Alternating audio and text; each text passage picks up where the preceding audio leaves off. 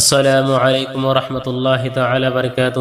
ایک بھائی نے سوال کیا ہے، سوال کیا ہے کہ کیا فرماتے ہیں علماء کرام و مفتیان اعظام اس مسئلہ میں کہ کیا زید تنہا یا برہنہ سو سکتا ہے؟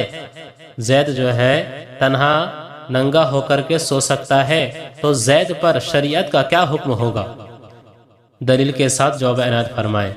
سوال کرنے والا ہے محمد انظار عالم راجستھان سے۔ وعلیکم السلام ورحمۃ اللہ تعالی وبرکاتہ۔ بسمہ تعالی وتقدس۔ الجواب بعون الملک الوہاب اللہم ہدایت الحق والصواب۔ صورت مسئلہ میں حکم یہ ہے کہ برہنہ یعنی بالکل ننگے ہو کر سونا شریعت مطہرہ کی نزدیک ناپسندیدہ فعل ہے، کیونکہ مرد کا ستر ناف سے لے کر گھٹنوں کے نیچے تک ہے اور بلا ضرورت شرعی ستر کھولنا سخت حرام ہے، جیسا کہ شرح جامع ترمذی شریف میں ہے۔ حدثنا بحث بن حکیم حدثنی ابی عن جدی قال قلت یا رسول اللہ صلی اللہ علیہ وسلم عورتنا ما ناتی منها وما نظر قال احفظ عورتك الا من زوجتك او ما ملكت يمينك فقال الرجل يكون مع الرجل قال ان استطعت الا يراها احد ففعل قلت والرجل يكون خاليا قال فالله احق ان یستحی منہ۔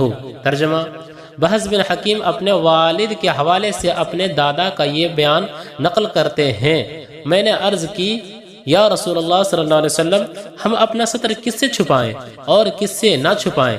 نبی کریم صلی اللہ علیہ وسلم نے ارشاد فرمایا، تم اپنی بیوی اور کنیز کے علاوہ ہر ایک اپنے ستر کی حفاظت کرو۔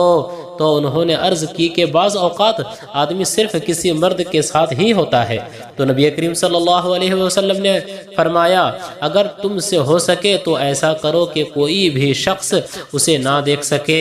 میں نے عرض کی بعض اوقات بندہ تنہائی میں ہوتا ہے، تو آپ نے ارشاد فرمایا، اللہ تعالیٰ اس بات کا زیادہ حقدار ہے کہ اس سے حیا کی جائے۔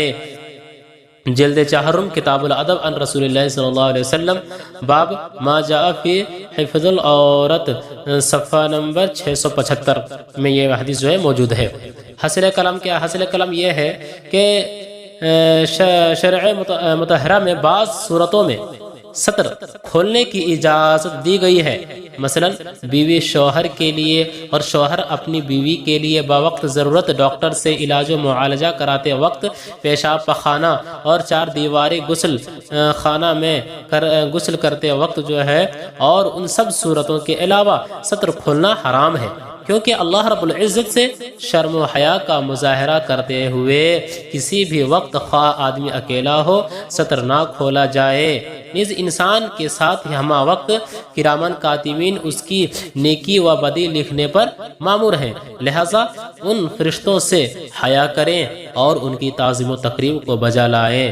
واللہ تعالی عالم وعلمہ واتم و احکم۔